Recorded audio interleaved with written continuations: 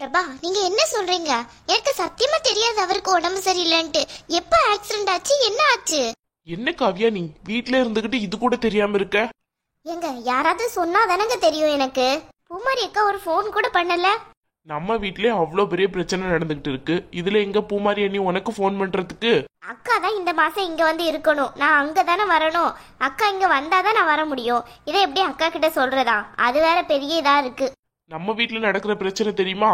அண்ணி இருக்காங்கல்ல, அவங்களும் கவினும் வெளியே போறாங்களாம். அப்படியா? என்ன பிரபா சொல்றீங்க? ஏய், உனக்கு அப்போ ஒண்ணுமே தெரியாதா? தெரியாது பிரபா. அத்தை அன்னைக்கு ஒரு தடவை வந்திருந்தாங்க. சரஸ்வதிக்கு தானே ஏதோ ஒரு லேண்ட் குடுக்கறத பத்தி பேசினாங்க.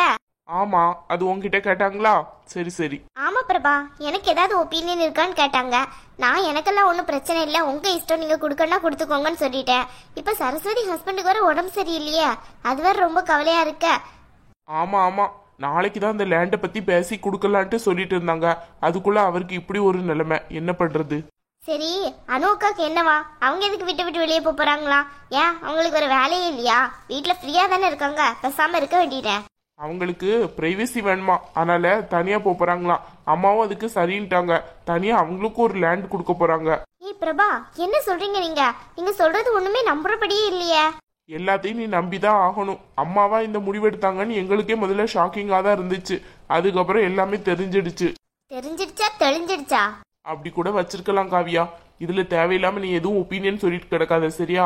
அவங்க போறதா இருந்தா போகட்டும், யாரும் அவங்கள தடுக்கல. அப்ப நீங்க என்ன சொல்றீங்க? கவின் மாமாக்கும் அதுல விருப்பம்னு சொல்றீங்களா? விருப்பம் இல்லாம எப்படி காவியா இருக்கும்? விருப்பம் இருக்க பையனா அனு அண்ணி எப்படி பேச சொல்லி வேடிக்கை பார்த்துட்டு இருக்காரு. சாச்சா, கவின் மாமா அப்படிலாம் இருக்க மாட்டாரு. பிரபா, நீங்க தப்பாலாம் புரிஞ்சுக்கிட்டாதீங்க, புரியுதா? நான் இதுக்கு கவியா தப்பா புரிஞ்சுக்க போறேன்? நீ வேற. எனக்கே இப்போ கவின் நடந்துக்கிறது அப்படிதான் தெரியுது. உண்மைதானே சொல்றேன். அவங்களுக்கு தனியா போறதுலதான் விருப்பம்னு நினைக்கிறேன். அதனாலதான் இப்படி எல்லாம் நடந்துகிட்டு இருக்காரு. அப்படியெல்லாம் இருக்காது. அனுக்கா பத்தி தான் தெரியும்ல, அவங்க எதுக்குனாலும் பிடிவாதம் பிடிப்பாங்கன்ட்டு. அட பிரபா மாப்பிள, வாங்க. எப்போ வந்தீங்க? அத்தை, இப்பதான் அத்தை வந்தேன். கொஞ்ச நேரம் ஆயிட்டு. நீங்க எங்க போயிட்டு வர்றீங்க? பழம் கொஞ்சம் வாங்க வேண்டியது இருந்தது, அதான் கடைக்கு போயிட்டு வர்றேன் மாப்பிள. என்ன அத்தை, நீங்க உங்களுக்கு ஒத்தாசையா இருக்கணும்னு தானே காவியா இங்க இருக்கா. நீங்க என்னன்னு பார்த்தோம்னா பழம் வாங்க போறேன், அங்க வாங்க போறேன்ட்டு கடைக்கு போயிட்டு இருக்கீங்க. ஏன் அத்தை இப்படி இருக்கீங்க? உங்க உடம்ப கவனிச்சுக்கோங்க ஒழுங்கா. ஐயோ மாப்பிள, காவியா வீட்டுல எல்லா வேலையும் பாத்துக்கிடுவா. அவளை பத்தி எல்லாம் எந்த குறையும் கிடையாது. அவ தங்கமான பிள்ளையில எதுக்கு வெளியெல்லாம் போய் கஷ்டப்பட்டுக்கிட்டு? அந்த வேலை மட்டும் தானே ஃப்ரீயா இருக்கு, அதை நான் பாத்துக்கிட்டு போறேன். அதுக்கு இல்ல அத்தை. காவியாவெல்லாம் நீங்க தப்பா நினைக்காதீங்க மாப்பிள. அவ ரொம்ப தங்கமானவ, பூமாரி மாதிரி கிடையாது. அம்மா, கொஞ்சம் சும்மா இருக்கியா? தேவையில்லாம பேசாத. இல்ல காவியா, பூமாரி டக்குன்னு கிளம்பிட்டால, அததான் சொன்னேன். என்னாச்சு அத்தை? பூமாரி அன்னைக்கு உங்களுக்கு ஏதாவது சண்டையா? ஏன் அவங்கள விட்டு கொடுத்து பேசுறீங்க? அதெல்லாம் ஒண்ணும் இல்ல மாப்பிள. நம்ம யாரு கூட சண்டை போட்டு என்ன ஆக போறோம்? சரி, பூமாரிக்கு அத்தை எல்லாரும் நல்லா இருக்காங்களா வீட்டுல? எல்லாரும் நல்லா இருக்காங்க அத்தை. ஒரு முக்கியமான விஷயம் சொல்றதுக்காக தான் இங்க வந்தேன். முக்கியமான விஷயமா? அது என்ன மாப்பிள? சரஸ்வதி இருக்காள்ல, அவ ஹஸ்பண்டுக்கு கொஞ்சம் உடம்பு சரியில்லை, ஹாஸ்பிட்டல் இருக்காங்க. கொஞ்சம் சீரியஸான நிலைமைன்னு தான் சொல்றாங்க. என்னன்னு தெரியல. ஐயோ, என்ன சொல்றீங்க நீங்க? ஆமா, ஆக்சிடென்ட் ஆயிடுச்சு. இன்னும் டாக்டர் எதுவும் பதில் சொல்லல. எங்களுக்கே என்ன பண்ணாங்கிறதே தெரியல. எல்லாருமே இப்ப அங்கதான் இருக்காங்க. ஐயோ மாப்பிள, அப்படியா? அவருக்கு உடம்புக்கு ஒண்ணும் இல்லையே, நல்லா ஆயிடுவாருல்ல? இன்னும் டாக்டர் ஒன்னும் சொல்லல அத்தை. ஐயோ கடவுளே, அந்த பிள்ளைக்கு இப்படியா ஒரு நிலைமை வரணும்? பாவம், இப்பதான் குழந்தை கூட பிறந்தது இல்ல. ஆமா அத்தை, ரொம்ப வருத்தமா இருக்கு. இப்படி ஒரு நிலைமையை யாருமே எதிர்பார்க்கல. ஒன்னும் ஆகாது, நல்லா ஆயிடுவாரு. அதுக்கப்புறம் அத்தை, அனு அண்ணி இருக்காங்கல்ல, அவங்க இன்னும் 2 நாள்ல வேற வீட்டுக்கு போறாங்க. என்ன மாப்பிள, ஷாக் மேல ஷாக்கா சொல்லிட்டு இருக்கீங்க? ஒவ்வொன்னா சொல்லுங்க, மனசு தாங்கணும்ல. இல்ல அத்தை, தாங்குதோ இல்லையோ, இதெல்லாம் நடைமுறைதான். அதை நீங்க கேட்டுத்தானே ஆகணும். எங்க போறாங்களா? அந்த அணுக்கு சும்மாவே கிடக்க முடியாதா? அது தெரிஞ்ச விஷயம் தானே. அது அவங்களோட குணம், அதை மாத்த முடியவா செய்யும்? அம்மா, நீயும் நானும் போய் சரஸ்வதியோட ஹாஸ்பிட்டல் பார்த்துட்டு வந்துருவோமா? சரிம்மா காவியா, நான் அப்ப போய் இதை வச்சுட்டு வரட்டா? உடனே கிளம்பிடுவோம். உடனே வேணாம், இவர் வேற இருக்கார்ல, பாப்பா வேற நல்லா தூங்கிட்டு இருக்கா. அவ எழுந்ததுக்கு அப்புறம் கிளம்புவோம். சரி சரி, நீ ஒரு தடவை சரஸ்வதி கால் பண்ணி என்ன ஏதுன்னு விசாரிச்சுக்கோ காவியா. சரிம்மா. நான் போய் டீ போட்டு எடுத்துட்டு வர்றேன் உங்களுக்கு. அம்மா, அதெல்லாம் அவர் குடிச்சாச்சு. அதெல்லாம் ஒண்ணும் வேண்டாம் அத்தை, இப்பதான் டீ குடிச்சேன். நீங்க போய் ரெஸ்ட் எடுங்க. சரி.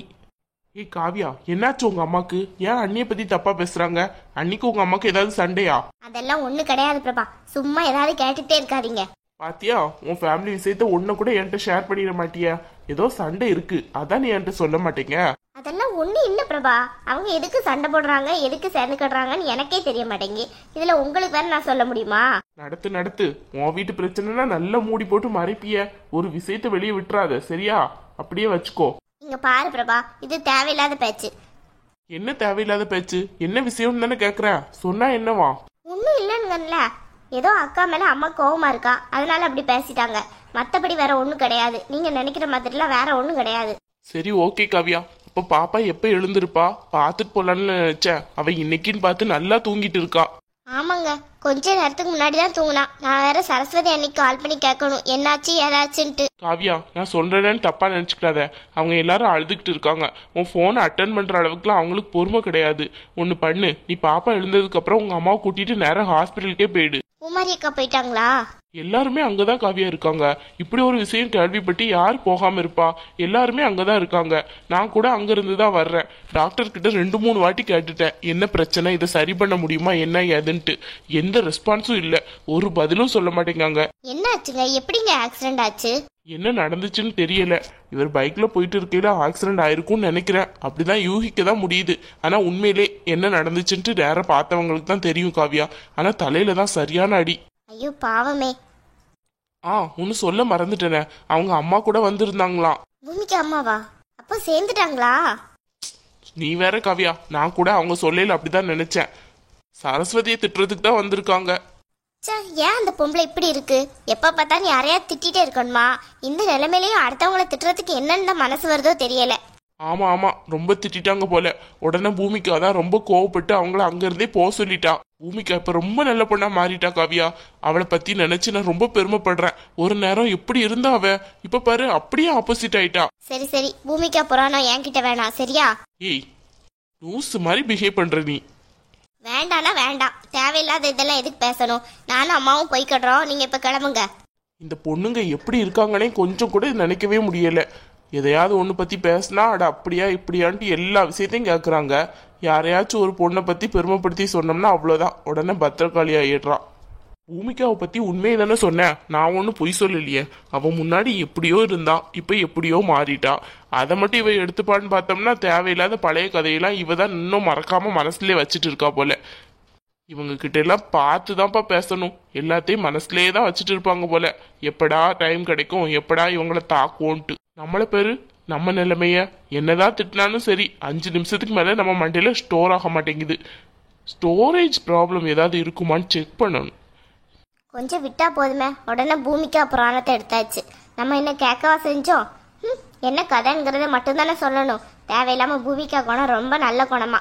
அவ ஒரு நேரம் எப்படி இருந்தாங்கிறது என்ன அப்படியே மறந்தாச்சு போல. அடுத்த பொண்ணுங்களை பத்தி பெருமைப்படுத்தி சொன்னாலே நம்மளுக்கு கடுப்பாகும். இதுல வேற முன்னாள் லவ்வரை பத்தி இவர் பெருமைப்படுத்தி சொல்றாரு.